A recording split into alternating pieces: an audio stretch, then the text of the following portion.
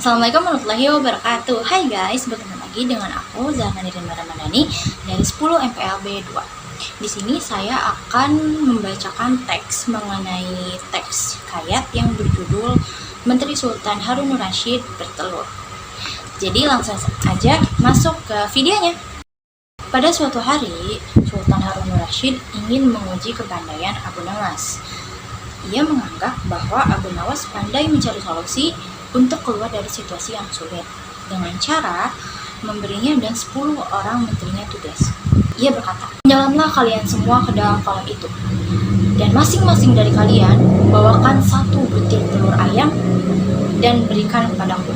Jika ada yang tidak membawa, maka akan mendapat hukuman." Abu Nawas merasa aneh dengan tugas yang diperintahkan, tapi ia tetap melakukannya.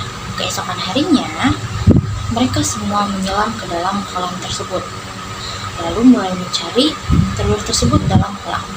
Dan tak lama kemudian, 10 orang menteri keluar dan naik ke permukaan dengan membawakan 1 butir telur masing-masing, lalu memberikannya kepada Sultan Harun Ar-Rasyid.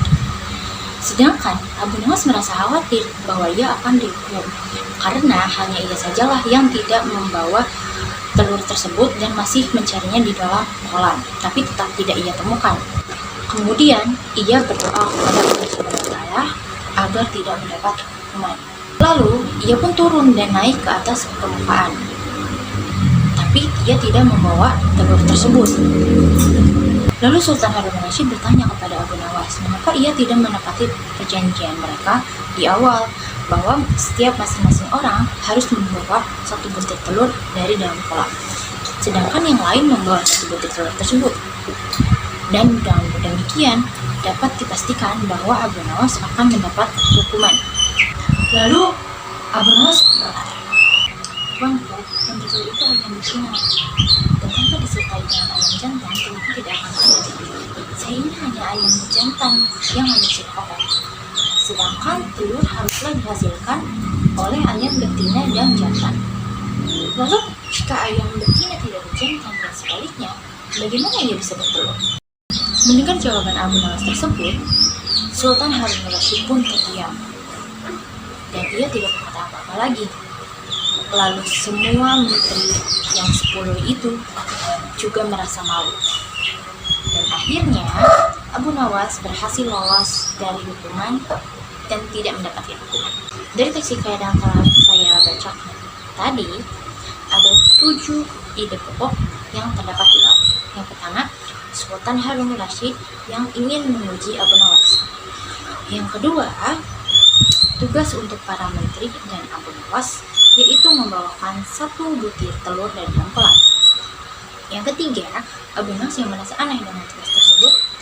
Yang keempat, 10 menteri berhasil membawakan telur kecuali Abu Nawas.